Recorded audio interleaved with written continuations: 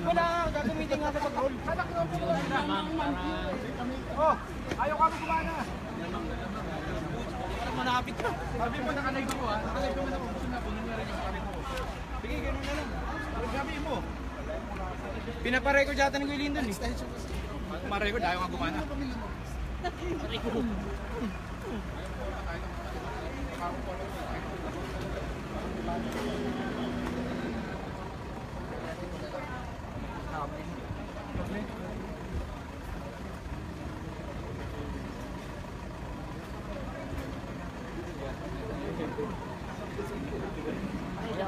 Lucci, Attorney Mel, sa ngayon nakaantabay tayo dito sa labas ng PNP Custodial Center kung saan inaasahan nga anytime now dadalhin dito at idediretso na ipapasok sa loob ng Custodial Center si Senador Laila de Lima. At kanina nga kaya nang nabanggit ni Lucci, nagtatanghalian siya kanina, mga pastov siya nang dumating dito sa Campo Crame at sa halip na idiretso sa Custodial Center ay idiretso muna siya sa CIDG headquarters dito sa loob ng Campo Crame. Bagamat nabanggit na nga ng PNP-PIO na natapos na yung booking procedures, yung mugshots, fingerprinting, and health medical status check-up ni Senator de Lima, ay pinili nitong magtanghalian muna sa CIDG office. At ngayon, Lucci, Attorney Mel, nakaantabay na ang mga pulis, maging ang mga miyembro ng media dito sa labas ng PNP Custodial Center kung saan inaasahan nga na dito siya dadalhin. At dito, makakasama niya ang dalawang senador na si Senador Gigo Estrada at Senador Bong Revilla. At bukod dyan, ang mga high-profile inmates din, Attorney Mel, Lucci, si Colonel Enson Marantan, at si dating COMELEC officer Lingtang Bidol, at iba pang mga high-profile inmate. Napag-alaman natin at Attorney Mel, Lucci, na lumalabas na siya na lamang yung tanging babaeng inmate na ipapasok dito sa detention cell. Sa kanyang selda, definitely daw hindi malayo dun sa selda ng dalawang senador, at meron naman tong sapat na ventilation, may supply ng tubig, may kuryente, may electric fan. Definitely daw nilinaw na walang aircon yung kanyang selda. At the same time din, may bukod sa separated yung space niya, magiging bahagi siya ng pang 26 siya na inmate dito sa PNP Custodial Center. Lucci, Attorney Mel.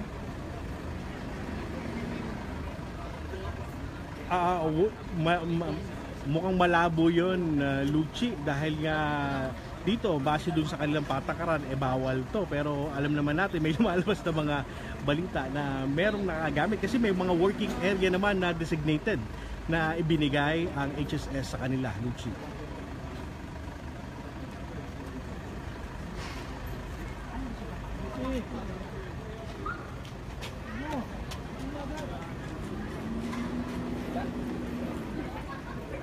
Tama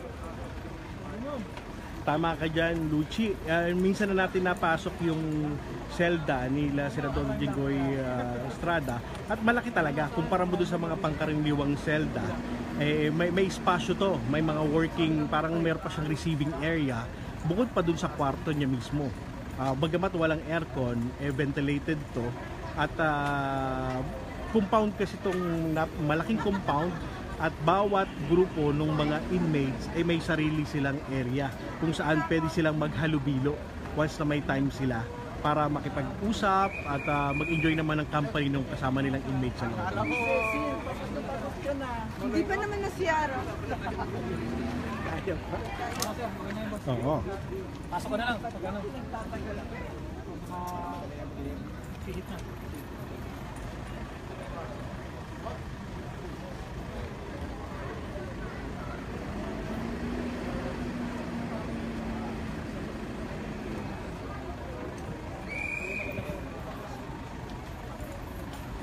Oo, bukod sa mga gwardiya sa loob ng custodial center, Sergeant at Arms o security ng Senate na makakasama sa loob ng custodial center, itong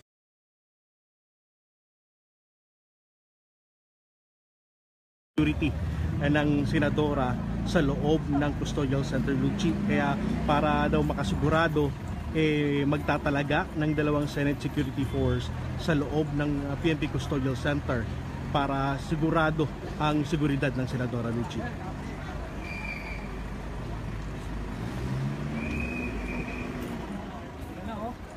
Tama, Lucci. Meron siyang mga kasamang 2 na magsisiguro ng seguridad ni Senador Laila de Lima. Yan ang hindi pa natin masiguro, Lucci, kung babae ba yan o lalaki. Basta ang sigurado lang merong 2 itatalaga na security itong si Senador Laila de Lima sa loob para rin doon sa kanyang concern sa kanyang seguridad.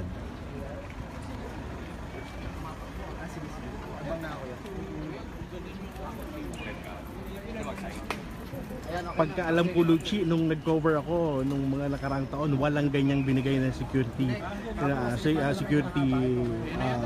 escorts or personnel. Ang tanging ibinigay sa kanila yung talagang personality nila, yung kwarto lang, at the same time yung pagpayag na madalaw sila ng kanilang mga abogado at mga kaanak.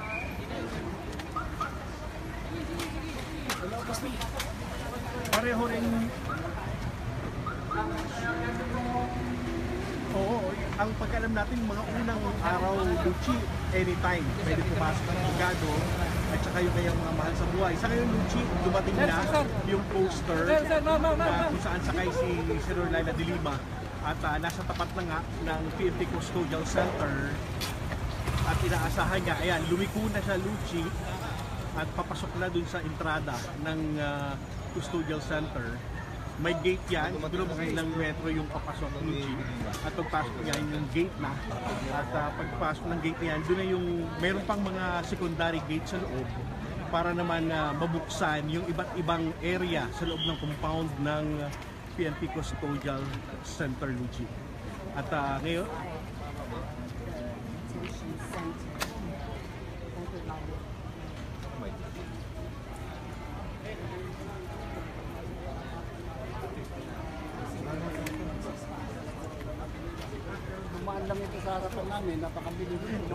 malamang kanina may nakita tayong doktor, Lucci, na nauna na sa custodial center. Malamang titignan muna siya bago idiretso sa kanyang cell, Lucci. Going around. Chasing.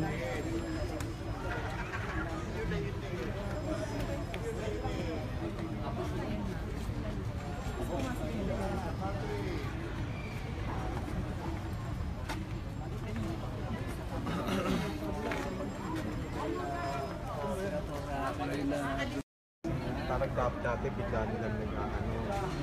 Susunod yun. Sound display. Hindi sa application. Application manager. Tapos natin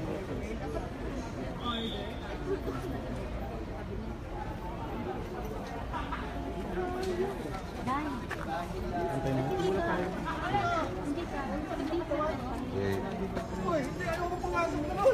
Kaya ano ngayon yung niloloko ko, pre. Sa kanila gano'n eh. Pero positive na, nasa loob na siya, no? Oo, positive na. Sige. Nauna. Oo, hindi kasi parang yung problema, yung maging offeran. Ano ko sasagot? Panglalan. Tinutog lang pa namin yung sasakyan kanina.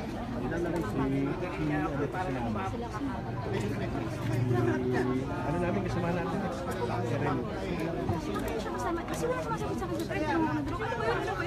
Parang gano'n na. Yun ang initial lah. Pero hopefully sa rin.